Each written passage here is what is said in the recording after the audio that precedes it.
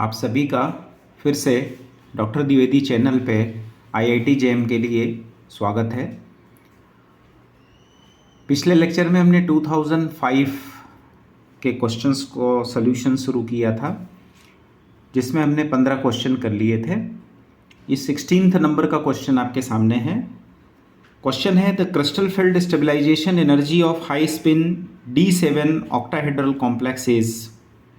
हमारे पास 4 ऑप्शन इसमें दिए गए हैं। ए ऑप्शन है -4/5 delta O plus 2p, B option है -4/5 delta O plus 3p, C option है -9/5 delta O plus 2p and D option is -9/5 delta O 3p।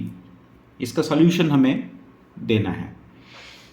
सबसे पहले, चूँकि क्वेश्चन में D7 कॉम्प्लेक्स की बात की गई है, तो जब D7 ऑक्टाहेड्रल फील्ड में स्प्लिट करेगा तो किस प्रकार से उसकी स्प्लिटिंग होगी, उस पैटर्न को थोड़ा हम समझ लेते हैं। D7 कॉन्फ़िगरेशन है क्वेश्चन में और ऑक्टाहेड्रल फील्ड स्प्लिटिंग की बात की गई है। जैसा हम जानते हैं कि अगर हाई स्पिन के हिसाब से हम स्प्लिटिंग देखते हैं, पहले तो लिख लें ये 7 इलेक्ट्रॉन,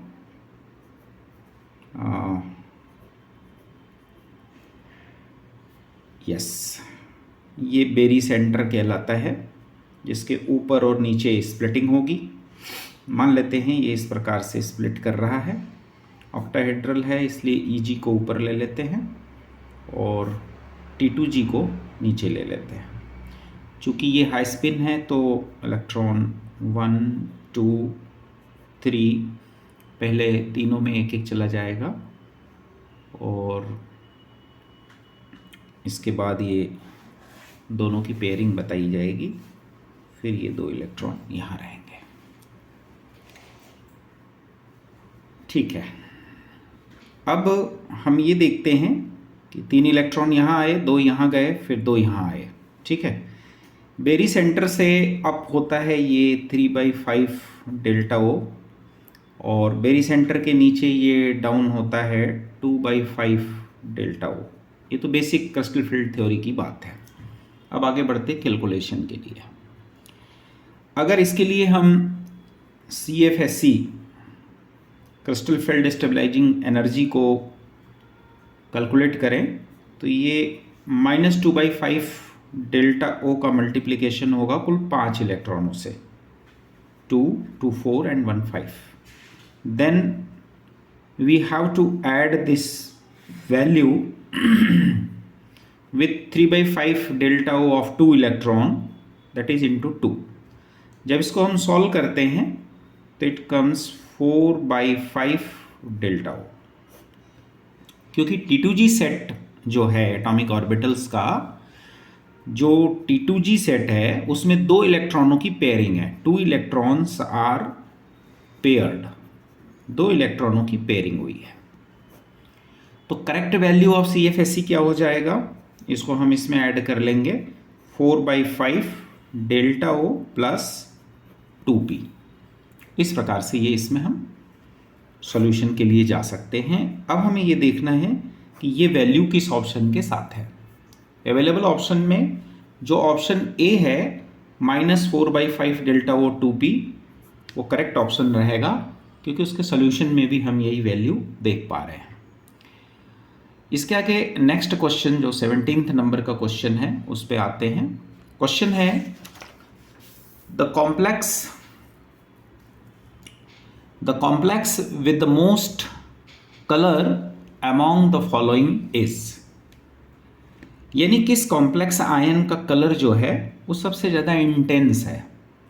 मोस्ट कलर अमॉन्ग मतलब इंटेंस कलर किसका है, क्या वो Fe(F6)3- का होगा या MnCl4-2 का होगा या CuCl4-2 का होगा या CuF6-3 का होगा। तो सबसे पहले हमें इंटेंस कलर को ऑब्जर्व करने का सही क्राइटेरिया मालूम होना चाहिए। मैक्सिमम इंटेंसिटी जो कलर की होती है उसको ऑब्जर्व करने का एक क्रम हमारे पास अवेलेबल है, एक ऑर्डर अवेलेबल है। हम उस ऑर्डर को पहले समझ लेते हैं। अगर चार्ज ट्रांसफ़र हो रहा है तो कलर इंटेंस होगा। अगर DN टेट्राहेड्रल है जिसमें कि N की वैल्यू 5 नहीं हो तो इंटेंस कलर हो सकता है। यदि DN ऑक्टाहेड्रल है और नॉन सेंट्रोमेट्रिक सिमेट्री है तो कलर इंटेंस होगा। अदरवाइज DN ऑक्टाहेड्रल सेंट्रोसिमेट्री है जिसमें N की वैल्यू 5 नहीं है तो उसके बाद उसका क्रम आएगा। Then D5 tetrahedral and D5 octahedral non centrosymmetric जिसमें N की वैल्यू 5 नहीं है उसका क्रम आएगा। Then D5 tetrahedral and D5 octahedral non centrosymmetry आएगा। Then D5 octahedral centrosymmetry. तो ये इंटेंस कलर ऑफ कॉम्प्लेक्सेस का एक ऑर्डर है। अब हमें अवेलेबल ऑप्शन जो कॉम्प्लेक्स आयंस के दिए गए हैं पहले उसे फाइंड करना होगा कि उसका कॉन्फ़िगरेशन यानी D5 है, D3 है या जो भी उसका कॉन्फ़िगरेशन क्या है उस मेटल आयन का उसमें, और उसकी एग्जैक्ट ज्योमेट्री क्या है, क्योंकि इन दोनों को अप्लाई करके हम इस बेसिक नॉलेज से, इस क्रम से सही आंसर को फाइंड कर सकते हैं। तो ये क्रम आपने देख लिया होगा। अब हम आते हैं एक एक कॉम्प्लेक्सेस के कॉन्फ़िगरेशन या उसके प्रोबेबल ज्योमेट्री पे, क्योंकि इन दोनों चीज़ों की मुझे ज़रूरत है। इन दोनों को जब हम इसमें अप्लाई करेंगे तो हमें इंटेंस कलर का ऑर्डर मिल जाएगा। पहले को लेते हैं, जो पहला ऑप्शन इन्होंने दिया हुआ है जैसे कि Fe F6 3- है। यदि इसे लिया जाए तो इसमें आयरन का ऑक्सीडेशन स्टेट ईजिली आपको पता है, सॉल्व करते आता ही है। फिर भी जैसे ये x है प्लस -6 इक्वल्स टू -3, तो x equals to 6 - 3 that is 3। तो हर स्टेप में हम इसको सॉल्व नहीं कराएंगे, केवल यहाँ ये एक कॉम्प्लेक्स के लिए Fe+3 है। तो ये कॉन्फ़िगरेशन Fe+3 का क्या हो जाएगा, D5 कॉन्फ़िगरेशन होगा, क्योंकि D6 होता है वैसे आयरन का, है ना, लेकिन 4s2 और एक इलेक्ट्रॉन तो Fe+3 का हो गया। ओके, तो इसकी ज्योमेट्री क्या होगी, ऑक्टाहेड्रल, क्योंकि आप कोऑर्डिनेशन नंबर से समझ रहे होंगे, 6 है कोऑर्डिनेशन नंबर, तो ये ऑक्टाहेड्रल D5 मिल रहा है मतलब हमें ये। तो क्या ऑक्टाहेड्रल D5 को मोस्ट कलर या इंटेंस कलर के लिए कहीं इसमें ऑप्शन दिया गया है, तो ऐसा कोई ऑप्शन नहीं है। आगे बढ़ते हैं दूसरे कॉम्प्लेक्स आयन के लिए, MnCl4 और इस पे -2 चार्ज है। तो यहाँ Mn का ऑक्सीडेशन स्टेट डायरेक्ट हम लेंगे, यहाँ पे लिखेंगे +2 है। इसका भी फिर से कॉन्फ़िगरेशन D5 है, पर इसकी ज्योमेट्री चूँकि कोऑर्डिनेशन नंबर 4 है तो टेट्राहेड्रल है। नेक्स्ट लेते हैं, क्या D5 टेट्राहेड्रल को क्या इसमें मोस्ट इंटेंस कलर वाला कॉम्प्लेक्स कहीं कहा गया है, तो हम देख रहे हैं कि यहाँ शुरू में अगर देखें तो ऐसा कोई ऑप्शन हमें अवेलेबल नहीं हो पा रहा है। D5 टेट्राहेड्रल का क्रम यहाँ पे आ रहा है जो कि काफ़ी पीछे, इसके आगे बहुत सारे हैं, तो हम आगे के सोल्यूशन लेते हैं। Next we are taking for the C option, that is COCl4 -2। इसमें कोबाल्ट का ऑक्सीडेशन स्टेट +2 है, कॉन्फ़िगरेशन देखा जाए तो D7 है। लास्ट ऑप्शन भी ले लेते हैं, लास्ट ऑप्शन है COF6 3-। अगर कोऑर्डिनेशन नंबर देखा जाए तो 6 है, उस हिसाब से ज्योमेट्री हो जाएगी COF6। तो कोबाल्ट का ऑक्सीडेशन स्टेट है +3, है ना। अब इन दोनों में हमें कंपैरिजन करना पड़ेगा। D7 के लिए ये टेट्राहेड्रल है, ठीक है।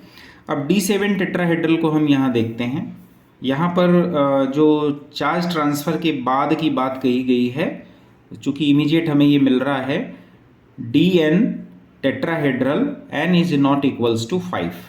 तो चूंकि चार्ज ट्रांसफ़र की पॉसिबिलिटी इसमें भी नहीं दिख रही है तो इसे डिटेल में जाने के लिए ज़रूरत ही नहीं है, हमें साफ साफ दिख गया कि ये वाला ऑप्शन जो है करेक्ट होगा, यानी C option will be the right answer. तो आंसर हमारा इसमें हो जाएगा C। Now we are coming to the next question, 17 number का ये क्वेश्चन एक बार फिर से, और ये इसका पूरा हिंट है, और फिर ऑक्सीडेशन नंबर निकालना और कोऑर्डिनेशन नंबर से उसकी ज्योमेट्री लिखना है। और फिर हमें इस चार्ट में उसके डिक्रीजिंग इंक्रीजिंग ऑर्डर के हिसाब से सही ऑप्शन को चूज करना है। Okay, now next question is question number 18 and this question is about the on adding of a solution of silver nitrate to a solution of Na2H2O3, it turns black on standing due to the formation of what? ये सवाल है, ऐसा क्या इसमें मिलाया जाएगा कि उसका कलर जो है ब्लैक हो जाएगा। तो मेरे ख्याल से इसमें हम डायरेक्ट रिएक्शन लिख सकते हैं, क्योंकि सिंपल एडिशन है सिल्वर नाइट्रेट का। सिल्वर, ये इसका सॉल्यूशन हम देख रहे हैं यहाँ पे, silver nitrate to a solution of Na2H2O3, Na2H2O3 sodium bisulphide के साथ हम रिएक्शन कराते हैं। ऑब्वियसली कैटायन एनायन का एक्सचेंज सिंपल रिएक्शन है, ये हो जाएगा Ag2, यानी यहाँ ट्वाइस लिख लेते हैं, तो Ag2H2O3 बनेगा। और इसके साथ और क्या बन जाएगा, ट्वाइस NaNO3। अब Ag2H2O3 का ब्रेकडाउन होगा और हमें मिलेगा Ag2S प्लस सल्फाइड आयन मिलेगा। यहाँ पर जब हम देखते हैं कि एक्सेस क्वांटिटी में अगर Na2H2O3 को मिलाया गया है और सिल्वर नाइट्रेट को यदि हम डाइल्यूट रखें, अगर इसको हम डाइल्यूट रखें और इसको एक्सेस में ले जाएं, तब हमें एक सॉल्यूबल कंपाउंड मिलता हुआ यहाँ बनता हुआ दिखेगा। ये सॉल्यूबल कंपाउंड है Ag2S। लेकिन अगर हम इसका उल्टा करें, अगर हम इसको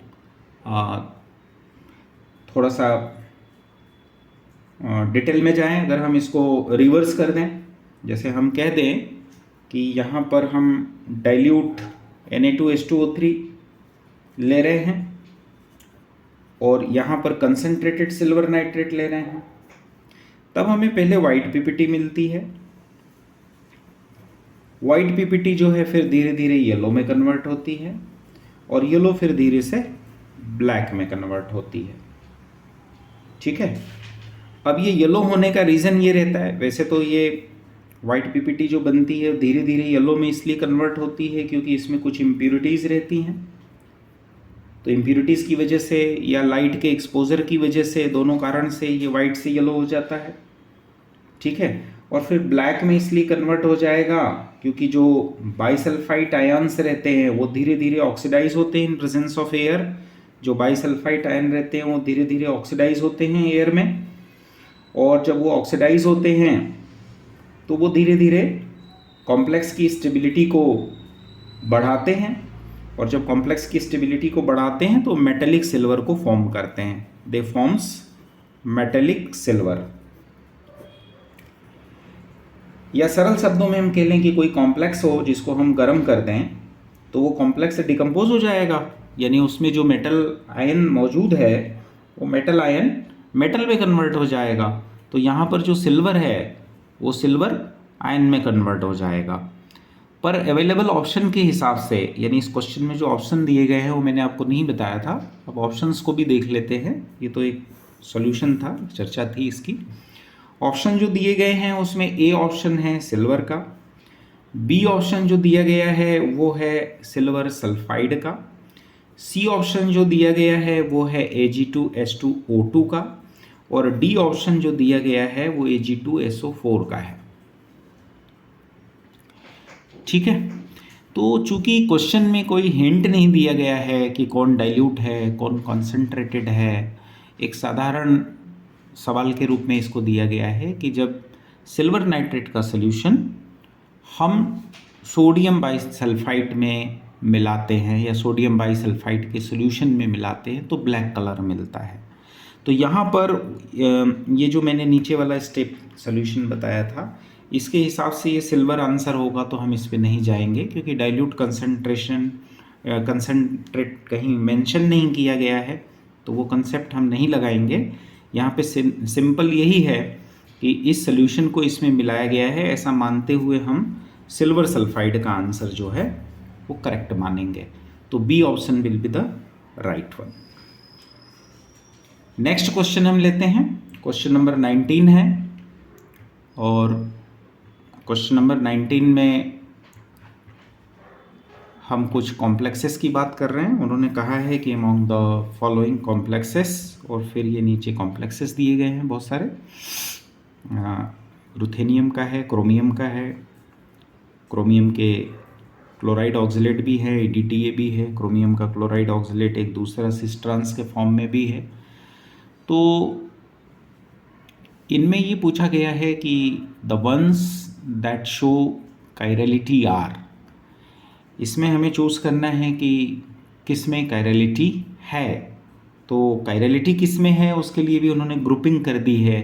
क्या कायरलिटी पहले, दूसरे और चौथे कॉम्प्लेक्स में है इस क्रम के हिसाब से, या कायरलिटी पहले, दूसरे और तीसरे में है, या कायरलिटी दूसरे, तीसरे, चौथे में है, या पहले, तीसरे, चौथे में है। तो जितने भी हमें दिए गए हैं, पहला, दूसरा, तीसरा, चौथा, इन सब में हमें ये ढूंढना चाहिए कि कायरलिटी तो बहुत सारों में पूछ लेनी, 3 में कायरलिटी तो है, 4 जो दिए हैं उसमें से 3 में कायरलिटी तो है। तो हमें सोल्यूशन के लिए, इजी सोल्यूशन के लिए जाना चाहिए कि कौन से कॉम्प्लेक्स में प्लेन ऑफ सिमेट्री है, यानी कि कायरलिटी नहीं है। इस प्रकार से अगर हम देखेंगे तो क्वेश्चन जल्दी सॉल्व होगा। तो हम इसमें देखते हैं कि किस में कायरलिटी नहीं है। तो कायरलिटी नहीं है ऐसा कॉम्प्लेक्स ढूंढने के लिए हमें सभी के स्ट्रक्चर या डिटेल के बारे में जानना होता है।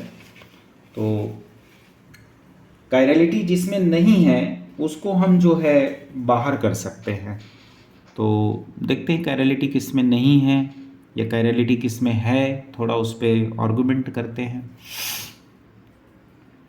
इसमें जो ग्रुपिंग दी गई है, जैसे मैं यदि ट्रांस वाले को लूँ तो हम ट्रांस वाले पे थोड़ा सा डाउट कर सकते हैं, क्योंकि ट्रांस सिमेट्री है।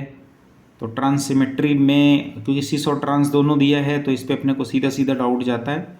तो ट्रांस सिमेट्री में कायरलिटी जो होगी वो नहीं होगी।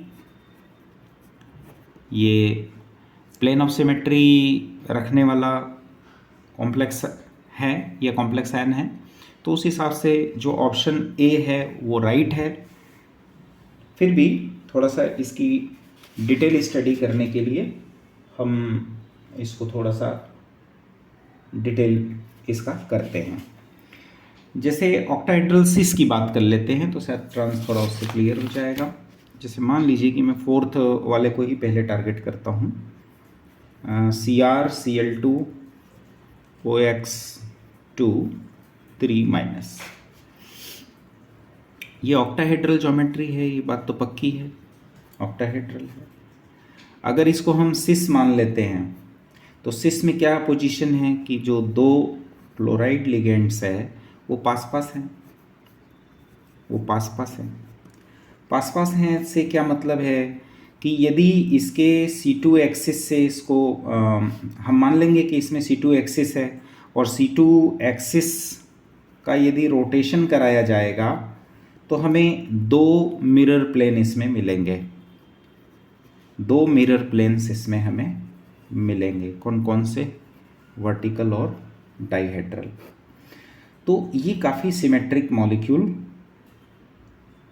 हो जाएगा, ट्रांस कॉन्फ़िगरेशन से ज़्यादा सिमेट्रिकल होगा। It is more symmetrical than trans configuration. तो इसमें कुछ सिमेट्री एलिमेंट, जैसे इसका पॉइंट ग्रुप देखेंगे तो C2V पॉइंट ग्रुप इसमें मिल रहा है। तो it is more symmetric in comparison to the trans one. ठीक है।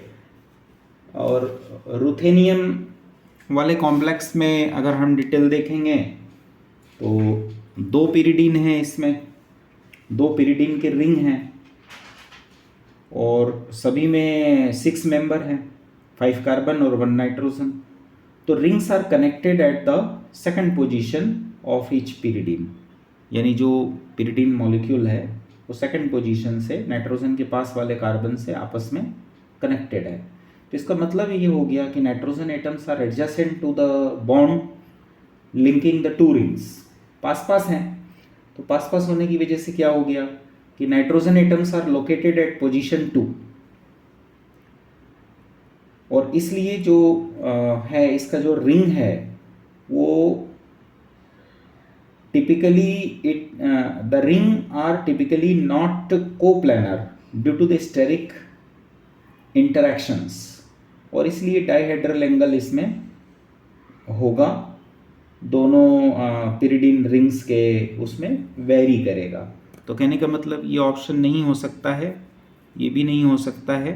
सिस और ट्रांस में हम एक चांस लेते हैं जिसमें से हमें ट्रांस वाला जो है मिलता है, और इसलिए ए ऑप्शन इसका करेक्ट ऑप्शन है। नेक्स्ट लेते हैं, next question, question number 20। Question number 20 है, इलेक्ट्रॉनिक कन्फिग्रेशन के बारे में बात की गई है, that have orbital angular momentum contribution in octahedral environment. तो इसका जो ऑर्बिटल एंगुलर मोमेंटम की बात कही गई है, जो कंट्रीब्यूशन की बात कही गई है, कॉन्फ़िगरेशन दिए हुए हैं कि क्या इस ए वाले ऑप्शन में होगा या बी वाले ऑप्शन में होगा, सी में या डी में। तो सॉल्यूशन के लिए हम देखते हैं कि जो भी ऑर्बिटल कंट्रीब्यूशन देगा, यानी ऑर्बिटल कंट्रीब्यूशन होने के लिए to have an orbital contribution, T2G orbitals must not be symmetrically occupied. It must not be symmetrically occupied. अब सिमेट्रिकली ऑक्युपाइड कब होगा? यदि हम इमेजिन कर रहे हैं कि सिमेट्रिकली ऑक्युपाइड होगा तो ऑर्बिटल कंट्रीब्यूशन नहीं होगा। तो सिमेट्रिकल ऑक्यूपेशन का मतलब हो गया कि T2G3 हो या फिर T2G6 हो, तो इसको हम सिमेट्रिक कॉन्फ़िगरेशन मान सकते हैं। और यदि सिमेट्रिक होगा तब वो जो है ऑर्बिटल कंट्रीब्यूशन नहीं दे सकता है। तो हम देखते हैं कि सिमेट्री होने की पॉसिबिलिटी कहाँ है। भाई अगर यहाँ हाई स्पिन D4 अपन कह रहे हैं तो हो सकता है कि सिमेट्रिक हो जाए, क्योंकि 4 इलेक्ट्रॉन हैं तो 3 T2G सिमेट्रिक हो सकता है। इसमें हाई स्पिन D6 की हम बात कह रहे हैं तो ऑब्वियस सी बात है कि ये सिमेट्रिक होने की पॉसिबिलिटी है। D4 और D6 की बात कर रहे हैं तो इस हिसाब से ये D6 में फिर से सिमेट्रिक, पर D1 और D2 होगा तब कैसे सिमेट्रिक होगा? तो configuration itself is D1 and D2, then it is not possible to how the symmetrical occupation of electron.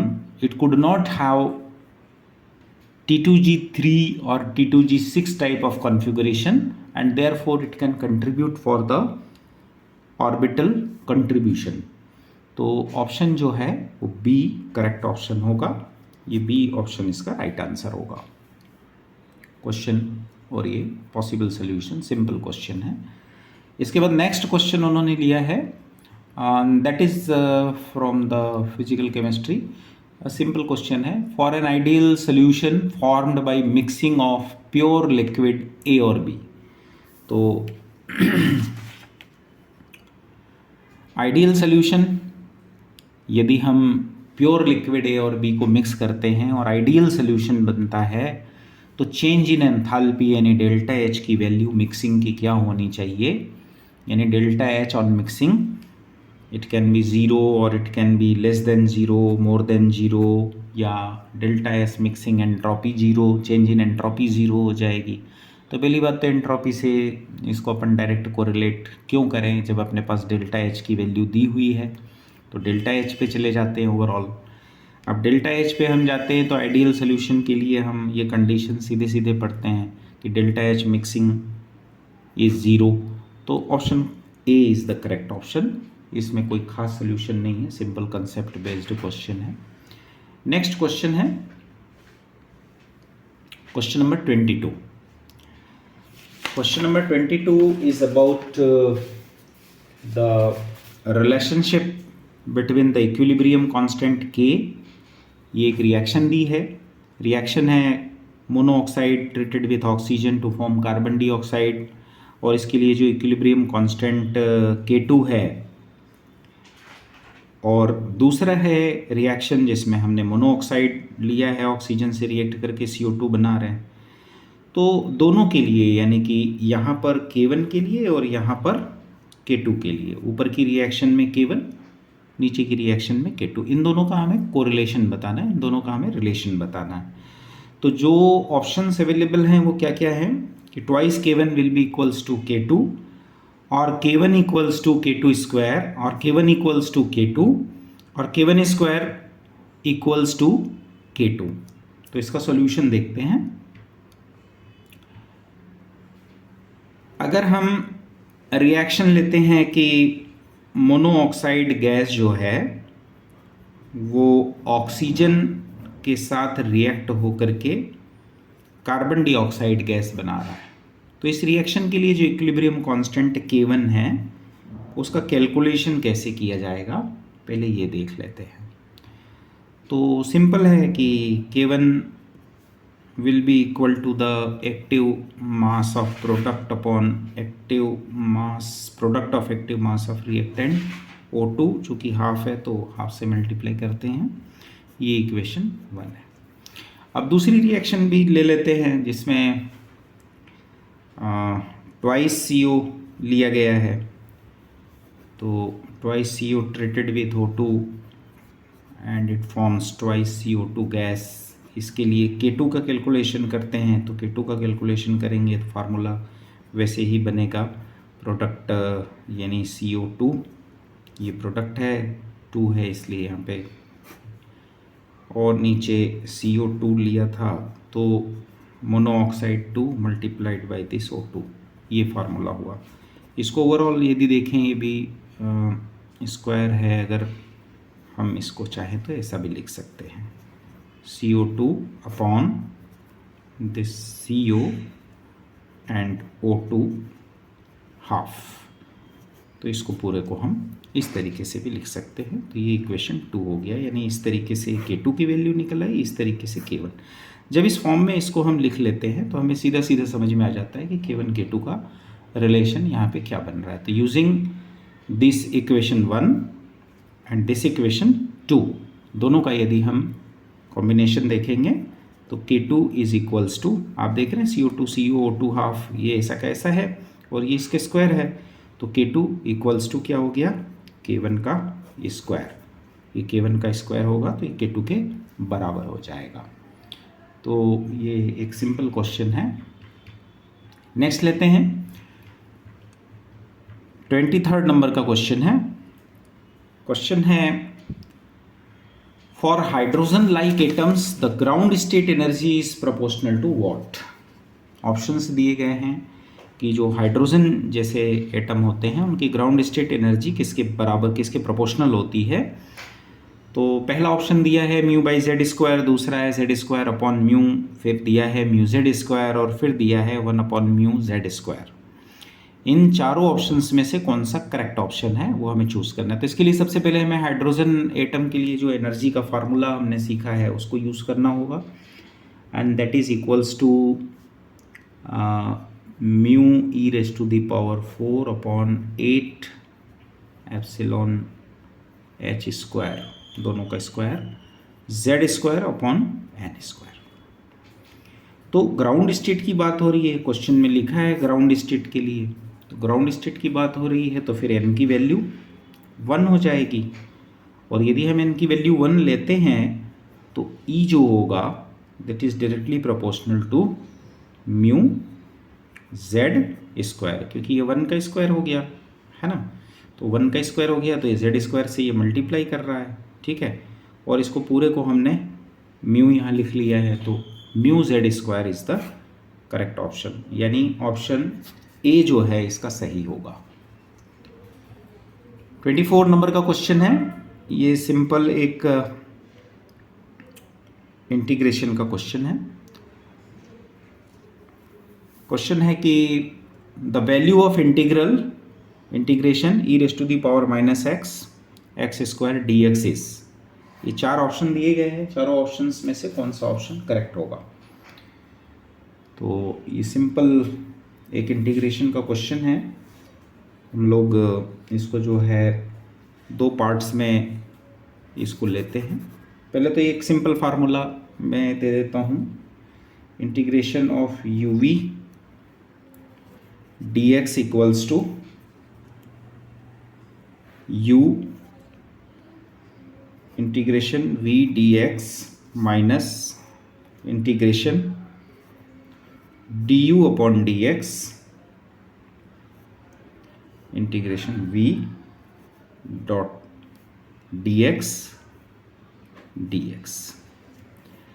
और ये जो क्वेश्चन है, इस क्वेश्चन में ही हम समझ लेते हैं कि यदि इसको हम u पार्ट मान लें और इसको हम v पार्ट मान लें, या इसको सेकंड इसको फर्स्ट मान लें, कैसे भी करके इस फार्मूले के हिसाब से हमने इसको दो पार्ट्स में ले लिया, तो सिंपल इसका सॉल्यूशन हो जाएगा minus X square E raise to the power minus X, दो ले लिया इधर टू को,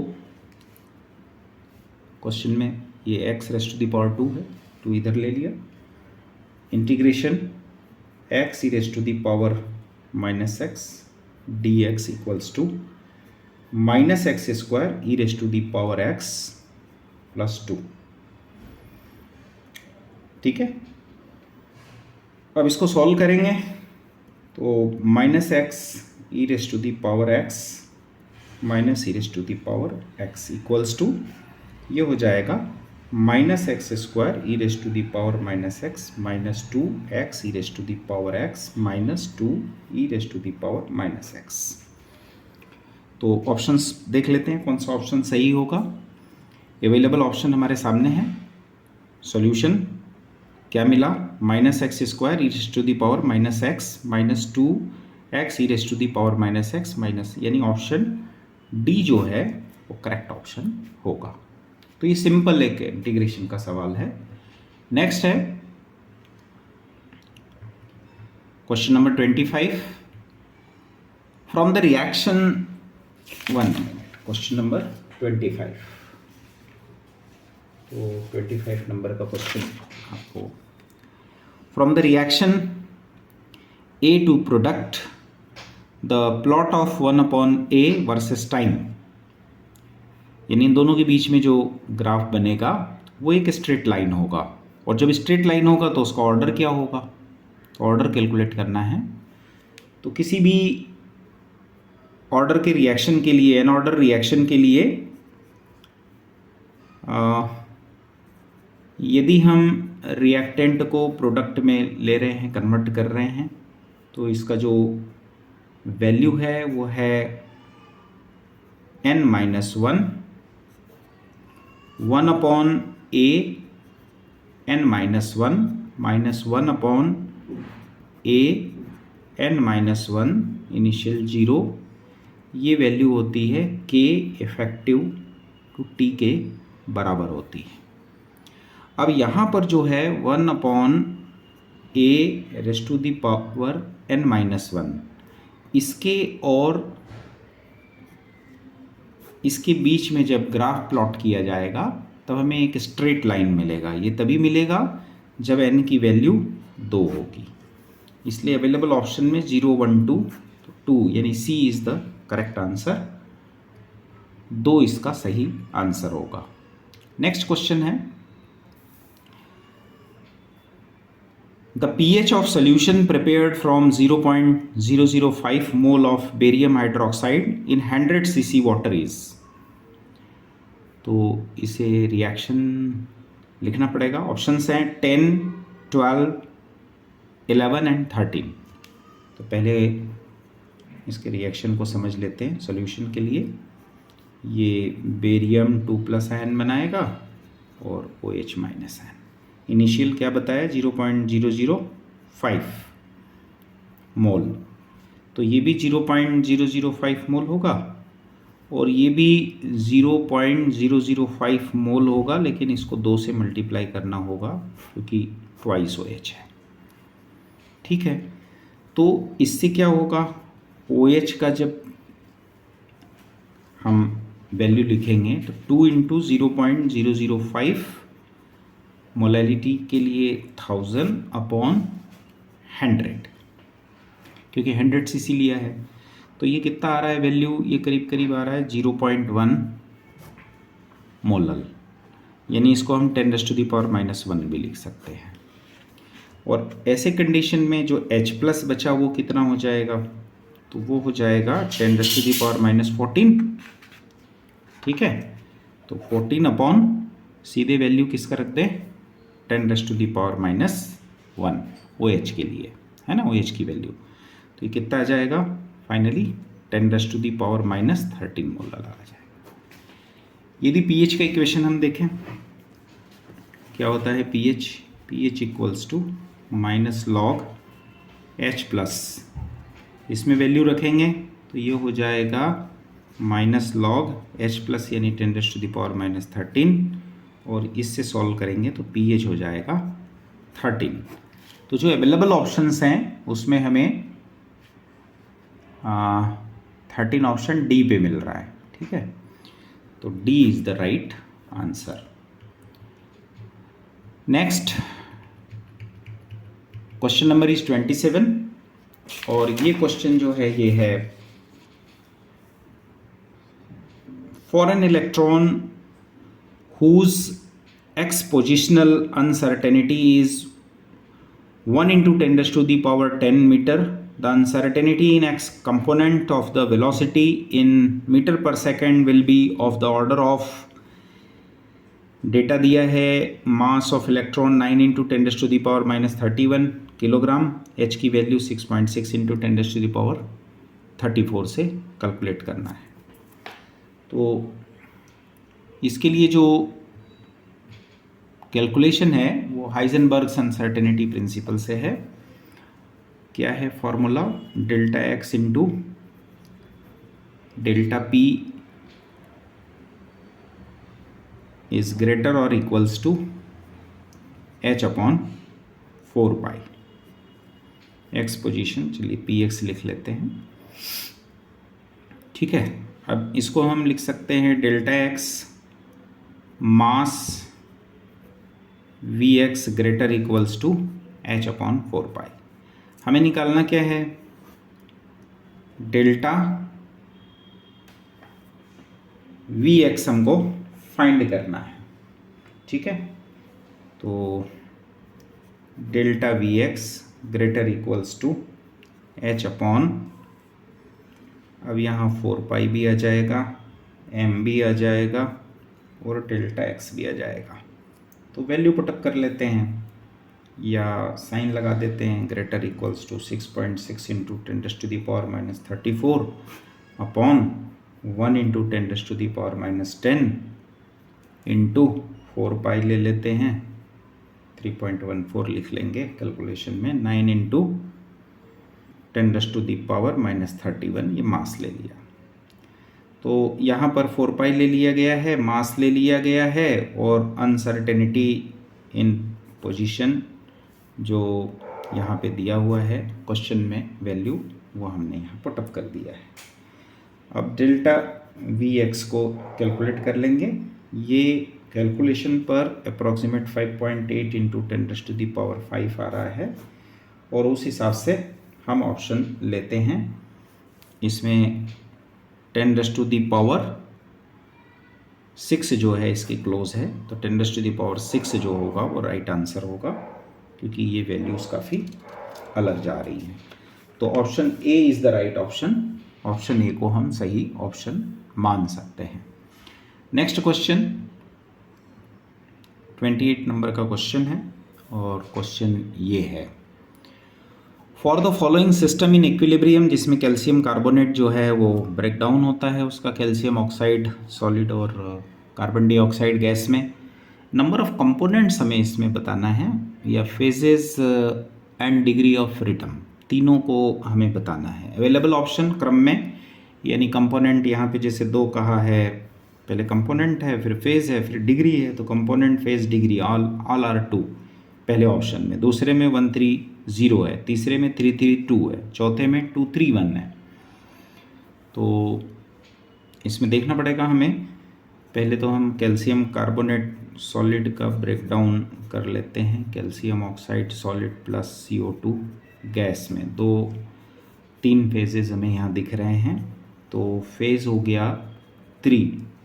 अब कंपोनेंट निकालना है, तो कंपोनेंट निकालने के लिए हमें N-E फार्मूले को फॉलो करना चाहिए। N मतलब नंबर ऑफ स्पीसीज़ है और E मतलब इक्विलिब्रियम है।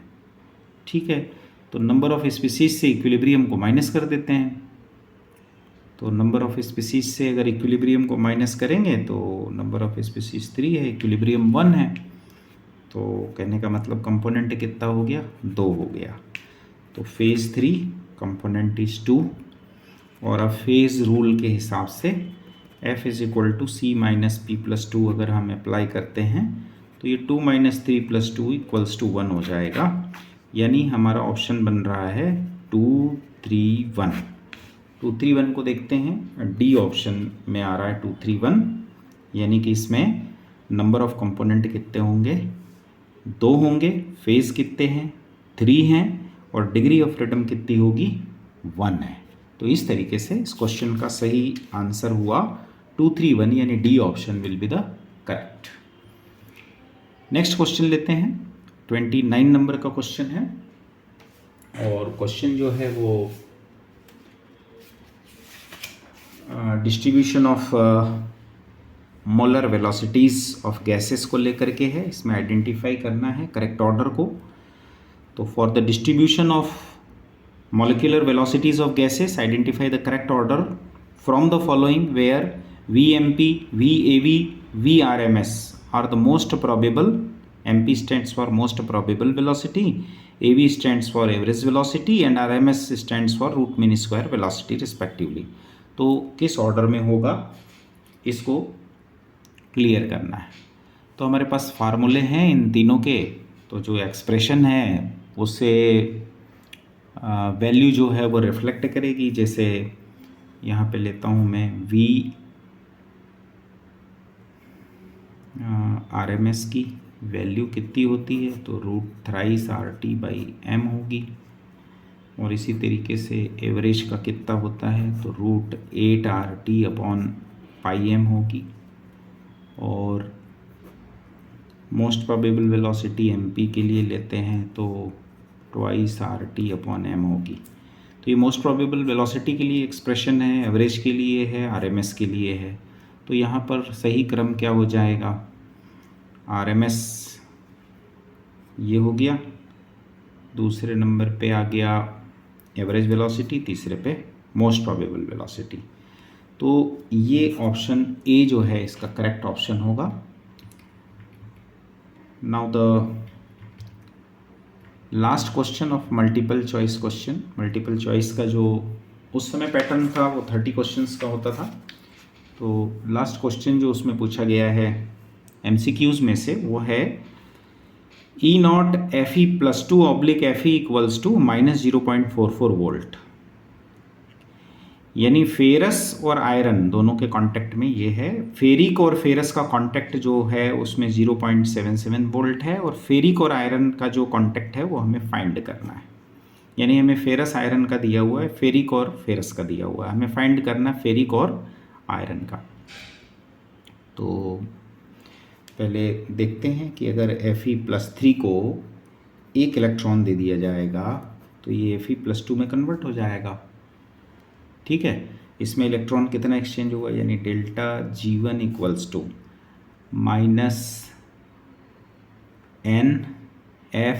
तो n यानी 1 इलेक्ट्रॉन हुआ तो हम यहाँ डायरेक्ट लिख लेते हैं -1, n की वैल्यू लिख ली, फिर F और फिर E0 की वैल्यू, यानी Fe+3 से हमने Fe+2 बनाया है, इसको इक्वेशन 1 कह देते हैं। और इसी तरीके से अगर मैं Fe+2 लेता हूँ और उसको सीधा 2 इलेक्ट्रॉन से रिएक्ट कराता हूँ तो मुझे आयरन मिल जाएगा। और इस केस के लिए डेल्टा G2 की वैल्यू कितनी, नंबर ऑफ इलेक्ट्रॉन एक्सचेंज कितने हो गए, 2 हो गया। तो हम इसको क्या कहेंगे, -2 कह सकते हैं। फिर फैराडे, फिर E0 और ये वैल्यू होगी Fe+2/, Fe होगी। तो इसको इक्वेशन 2 कह दिया। अब नेट इक्वेशन यानी 1 और 2 को जोड़ना है, तो 1 और 2 को जोड़ना है तो इलेक्ट्रॉन 2 और 1 3 हो गए, और ये 3 और 2 यानी कि नेट रिएक्शन हो जाएगी Fe plus 3 electron gives Fe। तो ऐसी कंडीशन में डेल्टा G3 कितना हो जाएगा, तो उन्होंने कहा delta G1 plus delta G2 जो है वो डेल्टा G3 के बराबर हो जाएगा। ठीक है, तो फाइनल इक्वेशन क्या हो गई, -3 क्योंकि नंबर ऑफ इलेक्ट्रॉन 3 हो गए, F हो गया, और E0 की वैल्यू क्या हो गई, Fe प्लस 3, और आयरन की जो पूछी गई वैल्यू है इसका रिजल्टेंट कितने के बराबर होगा ये, तो ये है E0 Fe plus 3 oblique Fe plus 2 plus twice E0 Fe plus 2 oblique Fe। ठीक है, अब इसको सॉल्व अगर किया जाएगा तो ये हो जाएगा E0 Fe plus 3 oblique Fe plus 1/3 0.77 volt, जो वैल्यू दी हुई है 0.77 volt Fe plus 3 Fe2 plus की उसको ले लिया, और प्लस 2 इंटू -0.44 वोल्ट। इसको सॉल्व करने पर ये आएगा -0.036 वोल्ट। तो फाइनल आंसर हमारा हो गया -0.036 वोल्ट। यहाँ पे -F है। ठीक है, इससे तो ये स्टेप वाइज इसके सॉल्यूशंस हैं। तो करेक्ट ऑप्शन इस क्वेश्चन का जो होगा वो अवेलेबल ऑप्शंस में से सी है। तो यहाँ पर हमने मल्टीपल चॉइस क्वेश्चन जो 2005 में IIT JEM एग्ज़ाम में पूछे गए हैं 15-15 क्वेश्चंस के 2 वीडियो बनाए हैं। पिछले वीडियो में हमें क्वेश्चन लिखना पड़ा था जिस वजह से वीडियो लंबी हुई, कम क्वेश्चन सॉल्व करा पाए। आज के इस वीडियो में हमने क्वेश्चन पहले से लिख लिए थे। यदि आपको इस सॉल्यूशन से हेल्प मिलती है या इंटरेस्ट बढ़ता है तो हम और भी वीडियो इस पे आपको आगे के सालों के क्वेश्चंस के भी क्रम में देते रहेंगे।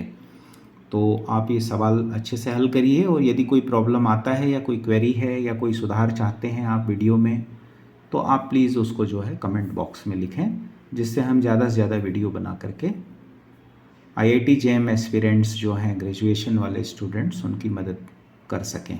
Thank you very much. Thank you.